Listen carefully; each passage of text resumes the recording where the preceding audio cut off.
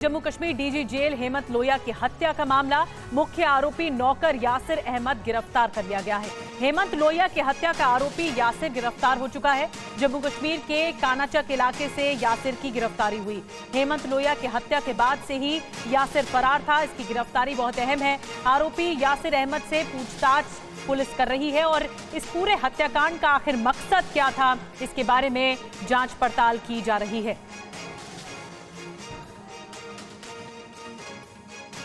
और हमारे साथ अंकित भट्ट इस वक्त सीधे जुड़ रहे हैं जम्मू से, और इरफान भी हमारे साथ जुड़ेंगे। अंकित, सबसे पहले मैं आपके पास आ रही हूँ। इस पूरे मामले पर सबसे अहम यह है कि जो मुख्य आरोपी यासिर बताया जा रहा है, जो नौकर फरार था, एब्सकॉन्डिंग था, वो अब गिरफ्त में आ चुका है। यानी इस पूरे हत्याकांड की मंशा क्या थी, क्या किस मकसद से हत्या को अंजाम दिया गया है, इसका खुलासा हो पाएगा।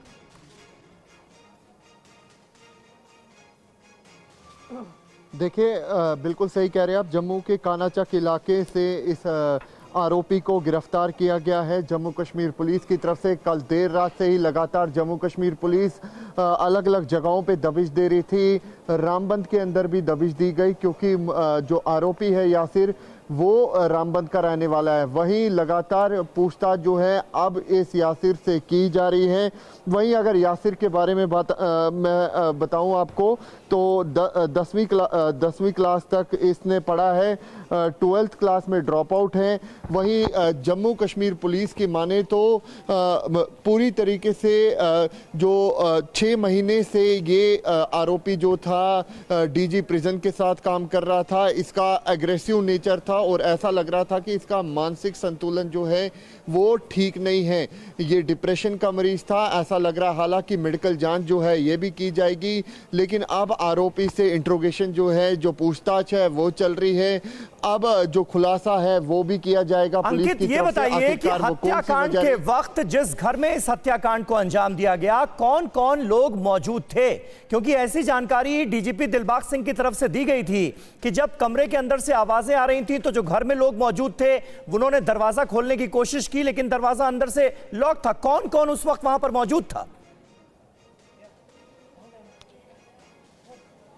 बिल्कुल सही कह रहे हैं आप। डीजी प्रिजन के जो परिवार है वो वहाँ पर मौजूद था। जब डीजी प्रिजन दूसरे कमरे में जाते हैं, उनको पाँव में दर्द होती है तो वो अक्सर मालिश करवाया करते थे। यासिर को भी उसी नीचे वाले फ्लोर पे वो लेके गया। डीजी प्रिजन जो है वो नीचे वाले फ्लोर पे आते हैं। यासिर उसी रूम में आता है, उस रूम को यासिर कुंडी देता है। उसके बाद ये निर्मम हत्या जो है यासिर की तरफ से की जाती है। वहीं दूसरे कमरे से यासिर जो है वो फरार हो जाता है। पूरे घर के अंदर जो मातम जो है, वो शोक जो है वो इस समय है। अलग अलग परिवार वालों की हालत को समझा जा सकता है, लेकिन कुल मिलाकर बहुत महत्वपूर्ण थी यासिर की गिरफ्तारी। वो तो हो चुकी है। इरफान हमारे सहयोगी हमारे साथ मौजूद है। इरफान, गिरफ्तारी के बाद अब सबसे ज्यादा महत्वपूर्ण जो साबित होगा वो होगा मेडिकल, क्योंकि गिरफ्तारी के बाद प्रोटोकॉल कहता है कि आपको मेडिकल कराना होगा। शुरुआत से कहा जा रहा है कि ये डिप्रेशन की हालत में था, तो ऐसे में वो भी बहुत महत्वपूर्ण। देखिए, बिल्कुल सही कहा आपने। सबसे पहले इंट्रोगेशन से पहले उनका मेडिकल किया जा रहा है और उसके बाद जो है उनसे शुरुआती छानबीन होगी। हालांकि कुछ सवालों के जवाब उनसे लेने की कोशिश भी की है, जो सूत्रों से हमें पता चला है। लेकिन सबसे अहम ये है कि ये यासिर जो है 6 महीने से डीजी के साथ मौजूद थे और कब से ये प्लानिंग कर रहा था और ख़ासतौर पर इनके जहन में क्या चल रहा था और ये वारदात को लेकर इन्होंने कब से प्लानिंग बनाया और क्या कुछ और लोग इनके साथ इस पूरे मामले में मुलव्वस थे, इन्हें वहां से भागने में किन्होंने मदद की, इन पूरी बातों पर छानबीन होगी।